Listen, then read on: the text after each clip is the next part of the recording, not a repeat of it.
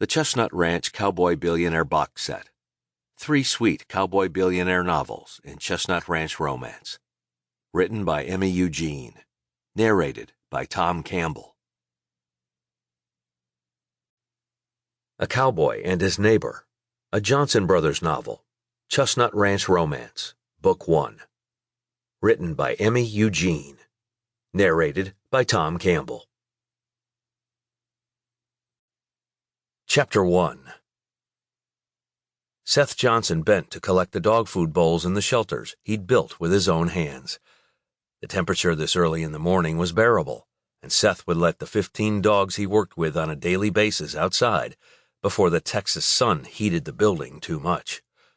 They'd eat inside, though, because Seth didn't need food strewn all over the place. The last thing he needed at Chestnut Ranch was more pests. Feeding and watering the dogs was almost like therapy for Seth, and he enjoyed his time with the canines each morning. Then he had chores feeding and watering the rest of the living things on the ranch. He and his brothers had everything from cattle to horses to goats, pigs, and chickens. Ah, how Travis loved his chickens. Seth liked the fresh eggs they got every day, and all the ways his other brother, Russ, could cook them. So he didn't complain about the stench that sometimes wafted across the whole ranch. Much.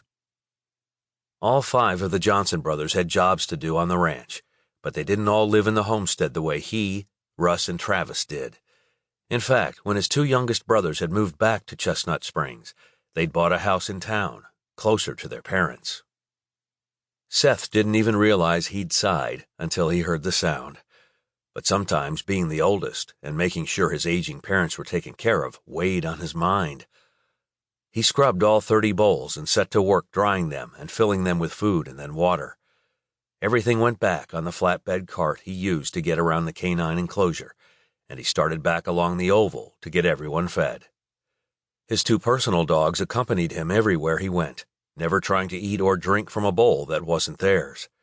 He'd feed them in the house. He simply used Thunder and Winner to show the rescue dogs that they could live a happy and fulfilling life. Thunder was the pack leader, but he was the calmest dog Seth had ever met. In one run, a dog growled at Thunder, who simply stood there, his tongue hanging out of his mouth as he panted. In another, the dog cowered in the corner, afraid to even come near the front of the pen where Seth had just placed his food. Every animal was different, but Seth felt a connection to all of them. He only had room to permanently house 15 dogs at a small operation he'd named Canine Encounters. He'd take... Sample complete. Ready to continue?